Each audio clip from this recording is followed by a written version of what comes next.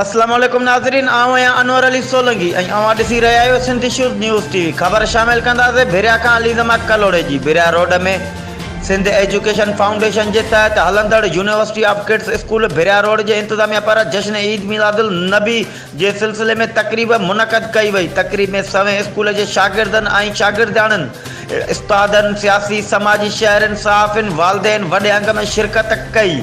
तकरीब में स्कूली शागिर्दनि शागिर्दियाणनि नात शरीफ़ ऐं तकरीरूं करे पाण करीम सल्लल्लाहु अलैहि वसल्लम जी हयाती ते रोशनी विझी तकरीब में आयल महिमाननि के झुमाए छॾियो। जॾहिं त मशहूर नात ख़्वाननि सैयद अली रज़ा शाह ऐं मोहम्मद हैदर जूणे जो नात शरीफ़ जो हदियो पेश कयो। जॾहिं त तकरीब के आयल महिमाननि असिस्टेंट कमिश्नर भिरिया शाहिद हुसैन सरकी, सैयद इम्तियाज़ हुसैन शाह, जेल सुप्रीडेंट शहाबुद्दीन सिद्दीकी, मकबूल अहमद लगारी, असिस्टेंट डिस्ट्रिक्ट साहिब नौशरो फिरोज, अनवर अली आराई, प्रोफेसर शायर Ashraf Ali Ashraf, assistant director social welfare भिरिया अरबाब अली उजन, फ़कीर वरियाम हीसबाणी ऐं ॿियनि खिताब कंदे चयो त पाण करीम सल्लल्लाहु अलैहि वसल्लम जिन जी ॿुधायल वाट ते हली असां पंहिंजी दुनियावी तोड़े आख़िरत के संवारे सघूं था।